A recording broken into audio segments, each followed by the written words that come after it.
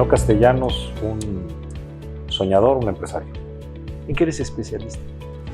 En las cosas que me gustan, básicamente el trato con la gente, los negocios. ¿En qué crees que eres inhábil?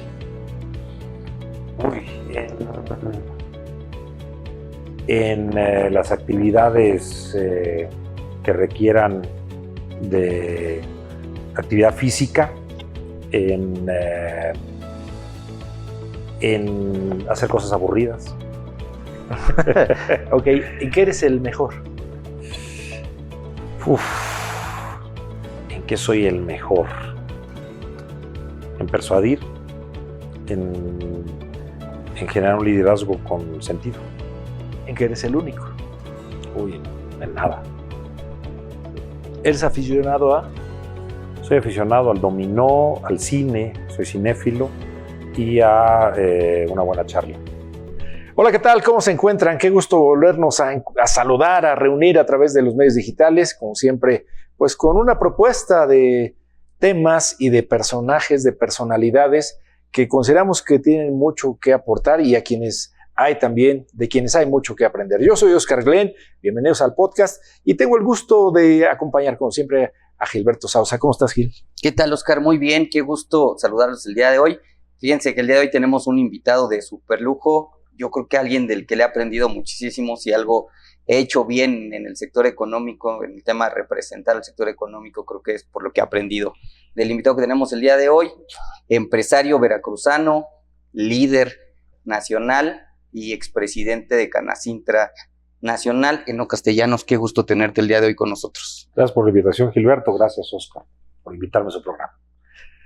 Enoc, de entrada, para la gente que nos ve y sobre todo para los jóvenes que pretendemos que ahí se quede mucho de lo que aquí se comenta, ¿qué soy ser empresario? ¿Qué soy ser empresario industrial? Mira, creo que la mejor definición que pudiera darte es que un empresario debe ser un soñador. Una persona que busque modificar su entorno, buscar el beneficio, sí, de su familia, pero con ello también el beneficio de la comunidad. Uno transforma, uno toca a muchas familias cuando generas un empleo. Y eso, pues es muy satisfactorio. Entonces yo diría, un empresario es un soñador que se enfrenta a retos, muchos desconocidos, pero que la perseverancia, el amor por lo que hace, genera un cambio positivo en él y en los que lo rodean. Transforma. Es disruptivo, es emprendedor. ¿Piensa fuera de lo convencional o ve más allá de lo que el resto podría ver? Sí, bueno, hay un rasgo de valentía también, porque empresa la puedes asociar a riesgo. Uh-huh. No hay nadie que tenga garantizado el invertir, tú lo sabes, Gilberto, el invertir un dinero y que tenga un retorno, al menos de lo que tenía. A lo mejor lo puedes perder. Mucha gente en la pandemia hizo una inversión que era muy segura y que podía darle grandes dividendos, pero nunca pensó que hubiera un factor totalmente externo que quisiera perderle su dinero. Oye, Enoc, una duda, fíjate que es interesante y que sobre todo que lo escuchen. Ser líder empresarial no es sencillo. Ser líder empresarial a nivel nacional es sumamente complicado. Ya sé la respuesta que me tienes, pero aparte le tocó la época de pandemia, es el reto más grande. ¿Qué tan complicado es asumir la responsabilidad de dirigir todo un sector? Bueno, sí es complejo. Tú te conviertes en líder de líderes.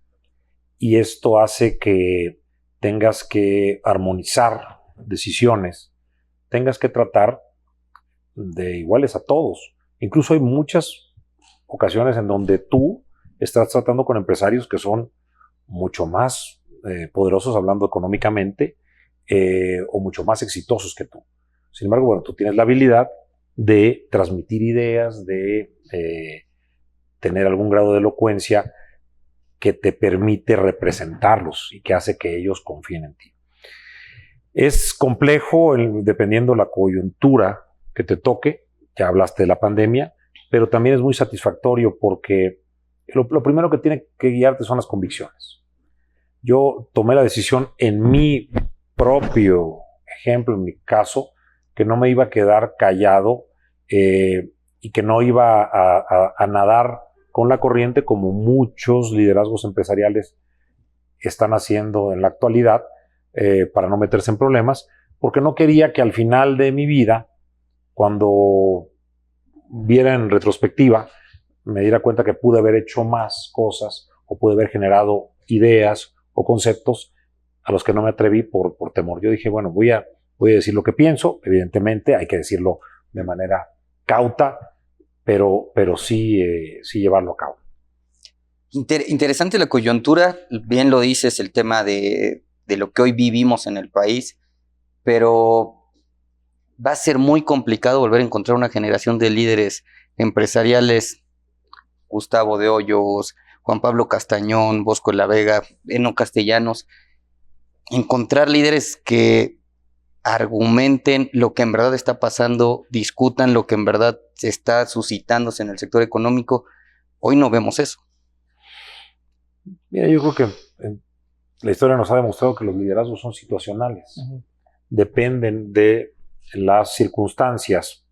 Yo lo que veo es que hay una alineación de los liderazgos empresariales a nivel nacional, no a nivel local. A nivel local hay gente en Chihuahua, en Yucatán, en Baja California, cada vez menos, por cierto, pues muy asertivos, no voy a decir aguerridos, sino asertivos, cuando sí y cuando no, porque también hay cosas positivas que salen del gobierno o del legislativo y hay que acompañarlas.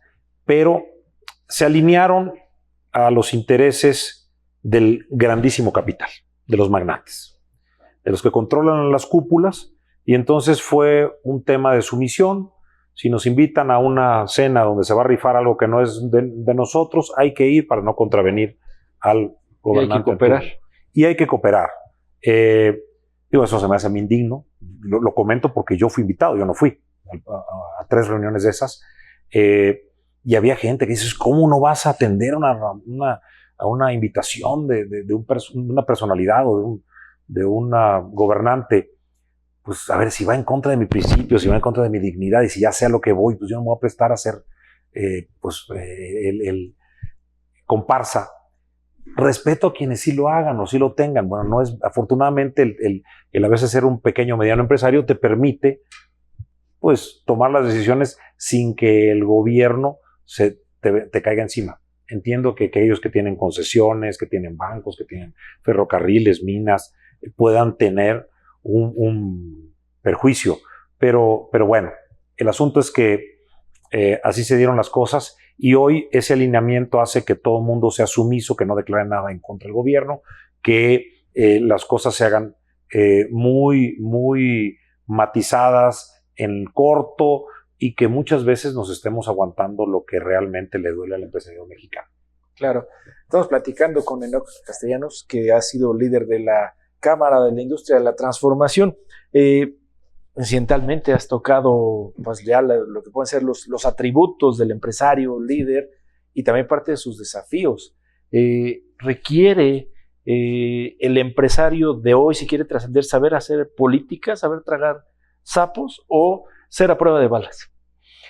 Mire, yo creo que la política es buena, es interesante en su acepción más pura. La que a mí me gusta es de buscar acercar posiciones distantes con el objetivo de encontrar un bien común.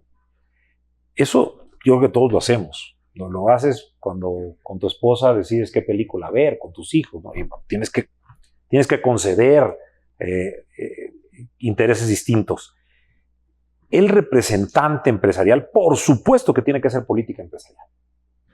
No es lo mismo que política partidista, pero sí tienes que buscar el consensuar diferentes posiciones. Y eso no es malo. Yo no creo en el líder empresarial que dice, yo no voy a hacer política. Perdón, que se vaya a su casa. ¿Qué va a hacer entonces? Si esto no es una cámara, un sindicato patronal, una asociación, una confederación, no son clubes sociales, no son hospitales o negocios altruistas. Bueno, no puede ser negocio altruista, organizaciones altruistas.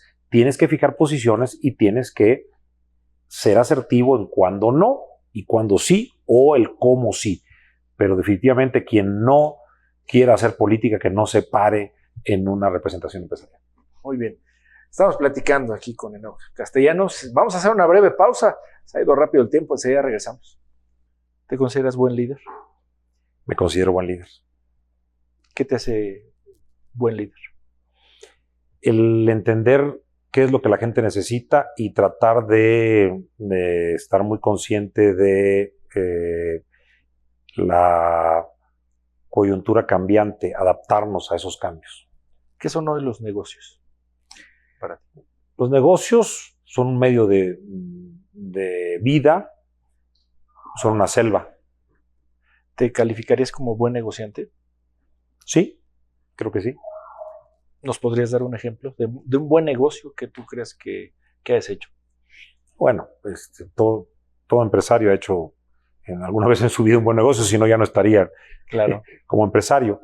Ahí desde la apertura de mi primera empresa, ya tiene 20 años, eso ha sido un buen negocio, el haber incursionado, el haberme diversificado, el haber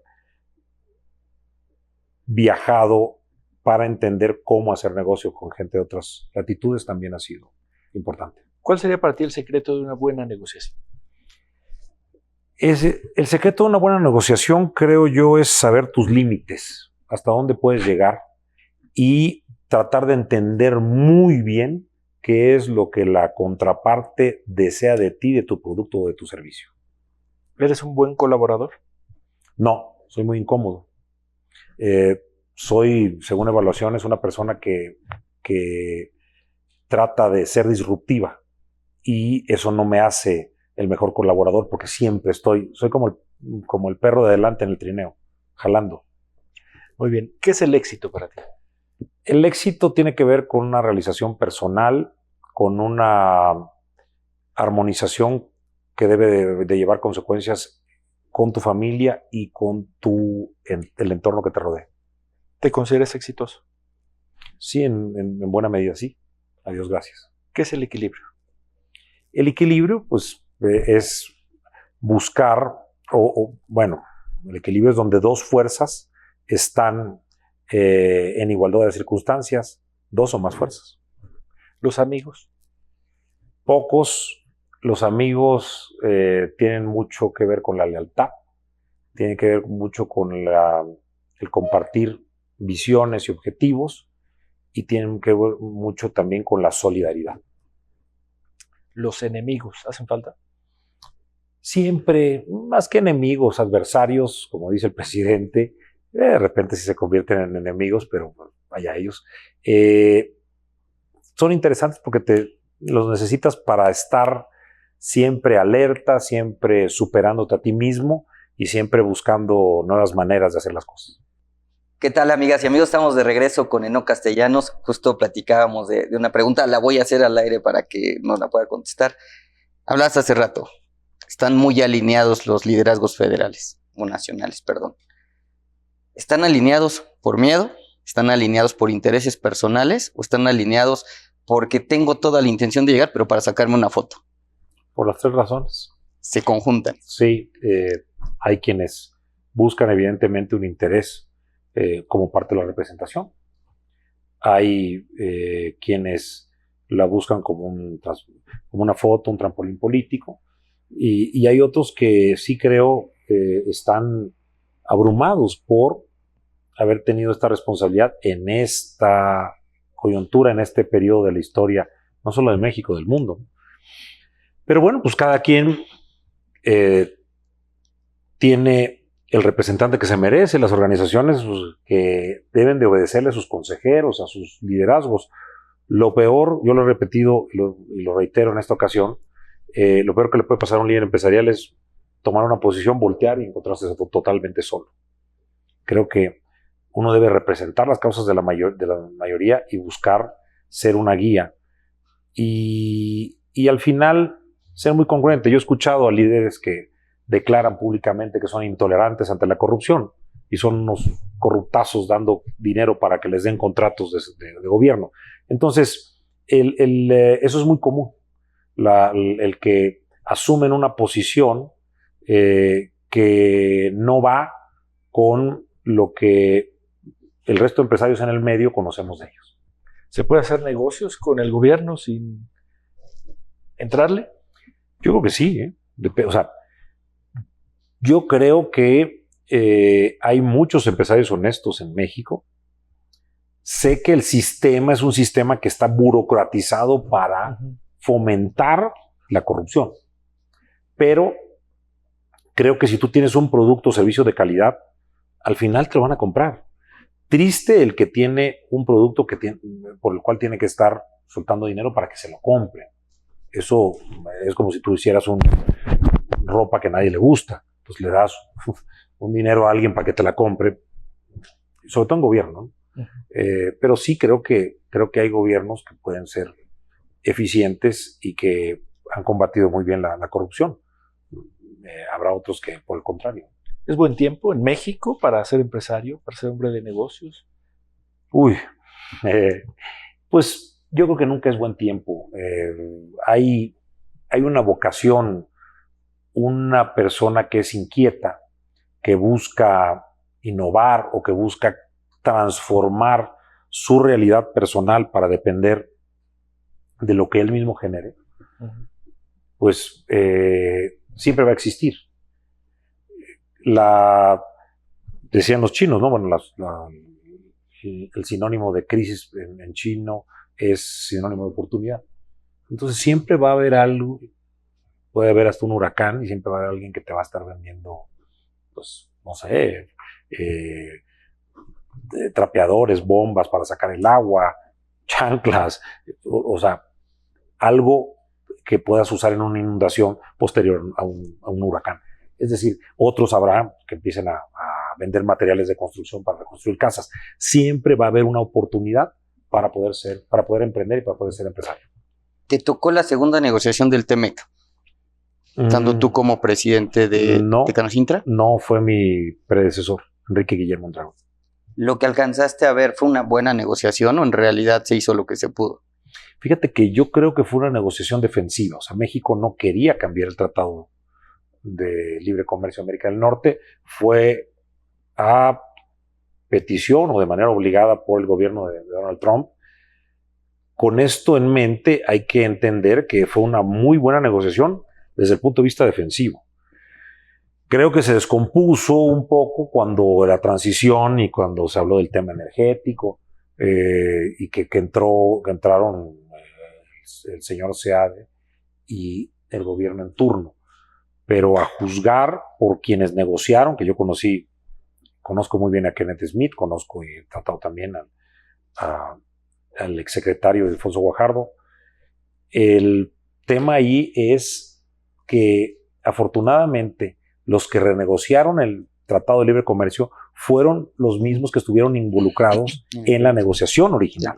Entonces la verdad es que fue una suerte con la que nadie contaba. Te lo pregunto por esto que quiero preguntarte, y no hay nadie más que tenga más conocimiento del tema más que los que son de la industria de la transformación. ¿Qué tan complicado se viene el panorama para México por los incumplimientos a los que vamos a llegar este año por tema del TEMEC? Vamos a llegar, o sea, no hay forma. O sea, del tema sindical no hay forma. O sea, llevamos el 12%, no vamos a cumplir porque no hay hoy no hay forma por tiempo de cumplir con los temas sindicales. El tema de energético tampoco lo vamos a cumplir y el tema automotriz se nos está complicando. Y está también el tema del maíz, ¿no? También recientemente. Pero fíjate que yo lo que estoy viendo es que hoy quizás como no se había presentado en el último medio siglo, el comercio está muy relacionado con la política. Recordemos lo que quiso hacer Trump, ¿no? Si no me controlas el tema de inmigración, te pongo aranceles. Ahí es donde ligas una cosa con otra, ¿no? Y no tiene nada que ver. No está de acuerdo a las reglas de comercio de la Organización Mundial de Comercio. Sí, pero lo puedes hacer. Creo que el mundo ya cambió. Cambió por la pandemia, por las cadenas logísticas, cambió por la geopolítica, por la guerra comercial con China, por la guerra Ucrania-Rusia. de tal suerte que no hay tampoco mucho margen de maniobra para Estados Unidos de imponer acciones punitivas que no les reboten a ellos. Si estamos hablando de una relocalización y tú castigas al sector automotriz de México, te va a pegar en Estados Unidos, te va a pegar en los consumidores, te va a pegar en las cadenas. Dicen que una pieza que se use en una armadura americana se ha contabilizado que tiene 7 cruces para agregarle componentes, para darle un tratamiento térmico, para meterle cables, etc. Entonces, eso habla de lo complejo de la relación. ¿Qué veo yo? Que estos, y lo estamos viendo, somos testigos, estamos viendo que hay incumplimientos en donde no se ha aperturado formalmente un panel de solución de controversias porque Estados Unidos o Canadá no han querido. Es decir, están ampliando los términos de tiempo, flexibilizándolos para poder negociar políticamente. Creo que esto hay que definitivamente, si se llevan a pie juntillas cumpliendo los plazos, México llevaría la peor parte. Hay reglas no escritas que hay que saber usar. Sí, pero muy bien entender cómo está una relación compleja como la de Estados Unidos con México, donde hay temas como migración, seguridad, comercio, drogas. México lo hace bien. México está utilizando todos sus recursos para sacar buen provecho, incluso para sortear cosas con las que no está a tiempo. Yo creo que México ha tenido muchísima suerte. Muchísima suerte. La pandemia, cómo se presentó el tema de la relocalización. O sea, yo creo que hemos tenido al gobierno federal que ha hecho menos por atraer inversiones, el que ha sido más hostil con el empresariado, y sin embargo, las inversiones siguen llegando, $35,000 millones el año pasado, pero no es por lo que haga, sino es por lo que le toca. Pues hablo de suerte. O sea, la relocalización está basada más en los factores externos que en lo que hace. A ver, desaparecimos el INADEM, desaparecimos ProMéxico. No tenemos una Secretaría de Economía que sea muy atractora de inversiones. Tenemos a la Secretaría de Relaciones Exteriores haciéndolo. O sea, involucionamos. Nosotros fuimos ejemplo para la atracción de inversiones y cómo representamos a los empresarios para aperturar mercados en Latinoamérica con ProMéxico, y con eso se crearon ProChile, ProColombia, ProPerú. Y ahora resulta que ya ProMéxico no existe. Y aquellos países tomaron las ideas y avanzaron. Creo que México ha corrido con una suerte enorme, con un alineamiento de factores que hace que tengamos un peso fortalecido, que hayamos podido controlar inflación, que estemos atrayendo inversiones en un monto récord con respecto a 2015. La verdad es que este gobierno se debería de comprar muchos billetes de lotería porque le pegan a todo. Hace sorteos. Sí, hace sorteos. Y los premios no los recogen. Además. Bueno, dice. Sí. Oye, ¿la política un mal necesario o un puente a las soluciones? Yo creo que la política es la alternativa a la violencia. Lo ha demostrado la historia de la humanidad. Es mejor dialogar y acercar posiciones a agarrarse a golpes o a balazos. ¿La clase política y los partidos? Muy desgastados, con poca credibilidad y buscando intereses muy particulares. ¿El futuro? El futuro complejo, de pronóstico reservado. Muy bien. ¿Tienes hoy la actividad profesional o el trabajo que soñaste? Sin duda sí. Sin duda sí. Yo soñé con ser empresario. Estuve trabajando 10 años de mi vida como colaborador. Por eso sé que no soy tan buen colaborador. Y busqué el poner mi propia empresa y lo hice. Y hoy en día, después de más de 20 años de ser empresario, es muy gratificante ver lo que uno ha podido hacer y tener el futuro en tus manos. ¿Cuál es el secreto de integrar un equipo?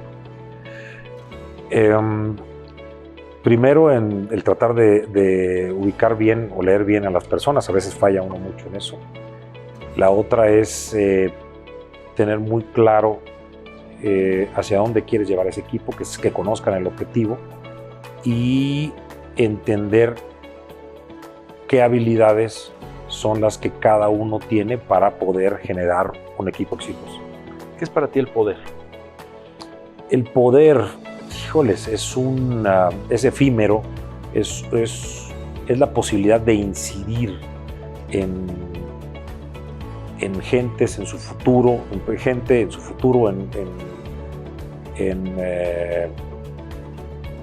tu medio, pero conlleva una gran responsabilidad. ¿Qué emociones te provoca el poder? Respeto, curiosidad. ¿Te gusta? Creo que una dosis es buena. Oye, Enoch, quiero ser muy cuidadoso con la pregunta. Y no por ti, por sí que te podemos preguntar abiertamente. Siendo honestos, el neoliberalismo, como lo determinan, no ha funcionado en el mundo. Es decir, sí ha hecho más pobres. Y es real, también no podemos evitar el número. También es cierto que tenemos que generar una nueva forma de generar una política económica mundial, y en algunos países urge, como es México. El sector económico, ¿cómo lo ve? O sea, ¿deberá de nacer esa política económica desde el sector económico como recomendaciones, o tendremos que observar al sector económico nada más alineándose a las determinaciones del gobierno? Lo primero quisiera decirte que le acabas de preguntar a alguien que se asume un liberal en lo económico y en lo político, en las dos. Dicho lo anterior, yo sí creo que la globalización, que es una parte de definir al neoliberalismo, ha generado pobreza por las fusiones, por el romper competencia, etc. Sin embargo, el capitalismo es lo mejor que le ha pasado a la humanidad, porque está evaluado desde Adam Smith hasta la fecha. La humanidad era esencialmente pobre en un 98%. El resto 2% eran la nobleza y los caciques. El capitalismo generó riqueza porque le puso un valor a las ideas y al trabajo. Al final, ¿qué es lo que se necesita? Un ajuste en el modelo para hacerlo más justo, pero no quitarlo ni romperlo, porque ha sacado a miles de millones de personas a la pobreza, y esto que estoy diciendo está fundamentado. Hay un libro que se llama Capitalismo Consciente, de un hindú que está en Estados Unidos, se llama Raj Sisodia, y él justamente habla de esto que les acabo de comentar. Hay que hacer ajustes en el modelo de capitalismo para, de una manera consciente, incorporar a la gente y tener una sociedad más igualitaria. Pero lo que no podemos romper es la inventiva y la propia iniciativa de la gente a comerciar, a tener ideas, a innovar, a que el que se esfuerza más tenga un mayor beneficio producto de su trabajo. ¿Podríamos hablar de una nueva responsabilidad social del empresario? Por supuesto. ¿Definida así? ¿O cómo se Sí, sí, lo acabas de comentar muy bien. Tenemos que hacer una responsabilidad social del empresariado, pero también tenemos que buscar que la gente trate de superarse por sí misma y sustentemos los modelos en educación, salud y trabajo. Si una persona no tiene educación, no va a acceder a trabajos bien remunerados. Y si esa persona no tiene salud o no tiene una buena alimentación, no va a poder estudiar y no va a poder conseguir un buen trabajo. O sea, es una mezcla de los tres, pero por supuesto que los empresarios y los gobiernos tenemos mucha responsabilidad. ¿La responsabilidad social del empresariado vista desde el empresario o vista desde la empresa? Lo pregunto porque sí es muy diferente la empresa al empresario. Yo creo que debe ser desde la empresa. Desde la empresa. Desde la empresa. La empresa debe de... Bueno, y de hecho hay, ¿no? Hay empresas que se autorrigen, o hay sociedades cooperativas. En fin, debemos de buscar que es un modelo que funcione, pero de ninguna manera podemos reeditar ensayos fracasados que se tuvieron en el pasado, que es la gran amenaza para el mundo de hoy. Es decir, esto no sirve y entonces me vuelco hacia esquemas autoritarios de izquierda o de derecha, porque ya me cansé de lo que tengo. Porque luego, tristemente, la historia de la humanidad es un péndulo, y ahí andamos de un lado para otro, repitiendo errores a diestra y siniestra. Cierro yo con esto en un nuevo orden que eventualmente llegara. ¿Dónde estaría México? ¿Hacia dónde podría ir? México, si se logra, ya no diría en reencontrar, sino entender, que quitemos esos atavismos de que si los españoles y los pueblos originarios. No, México es lo que es su gente, somos mestizos en un 92%, somos un país rico en climas, en tierras, en culturas, somos un país multicultural que tiene más de 3,000 kilómetros de frontera con el país más poderoso y el mayor consumidor del mundo, con 2 océanos, con unas playas y sitios arqueológicos increíbles. Yo creo que México se tiene que encontrar. Cuando uno tiene oportunidad de viajar, te das cuenta lo maravilloso que es este país y lo maravilloso que es la gente que tenemos. Nuestra diversidad es nuestra mayor fortaleza, pero ¿saben qué es? Pasa como que si estuviéramos parados o sentados en una mina de oro, pero que estuviéramos ciegos.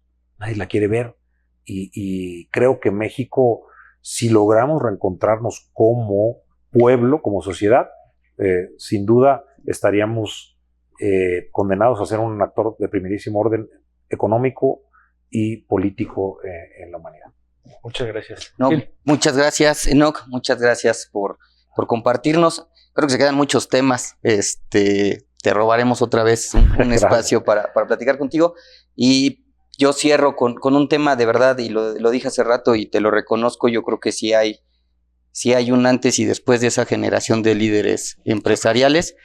Hoy con tristeza lo digo, creo que el país necesita de líderes como los que mencioné hace rato, un Gustavo de Hoyos, un Juan Pablo Castañón, un Bosco de la Vega y lógicamente un Enoch Castellanos. Creo que sí estamos sufriendo del sector económico, de falta de representatividad, de falta de líderes que pongan el tema muy puntual. Hoy en día vemos hasta quien se saca una foto en una marcha del gobierno atrás de una reja como si fuera un fan del gobernante en turno, ¿no? Creo que eso nunca lo habíamos visto en ningún líder empresarial, y hoy en día lastima al sector que genera la riqueza, lastima al sector que genera los empleos y lastima al sector que es el único que puede sacar adelante a un país entero, ¿no? Muchas gracias por estar con nosotros. Gracias, Gilberto. ¿Quieres dirigir alguna idea, mensaje final? Yo creo que los empresarios tenemos que tomar participaciones activas en donde quieran, y los empresarios y los mexicanos, si quieren tener una mejor sociedad, si queremos debemos de participar en actividades que no te van a generar una remuneración. Eso es lo que nos hace una diferencia con respecto a los países de primer mundo, que está comprobado que la gente dedica 7 veces más a actividades que no les remuneran, como su cámara empresarial, el club de lectura, el club deportivo, los scouts, los rotarios. Si tienes más trabajo social, vas a tener una mejor sociedad. Sociedad civil también en su tiempo. Correcto. Muy bien. Gracias por vernos. Ojalá les guste, lo compartan, y aquí nos encontramos de nuevo muy pronto. Chao. Muy bien. ¿Te sientes orgulloso de quién eres hoy? Sí, me siento muy orgulloso. Me siento muy orgulloso y satisfecho de lo que he conseguido. ¿Tu mayor fortaleza? Mi familia, mis padres, mis hijos, mi esposa. ¿Tu debilidad? Uy, mi debilidad es quizás pues las satisfacciones momentáneas, ¿no? Lo que deslumbra. Muy bien. ¿Qué te hace reír? Uy, una buena charla, un buen chiste, una situación inesperada. Eso es lo que me hace reír. ¿Tu mayor placer? Mi mayor placer ha sido el disfrutar de mis hijos, el disfrutar también de una buena charla de amigos, de una tarde de dominó, de una noche de cine. Esos son los placeres. ¿Un pecado? Esos nada más se los digo al Padre. Muy bien. ¿Qué te pone triste? Uy, el sufrimiento ajeno. El sufrimiento ajeno y la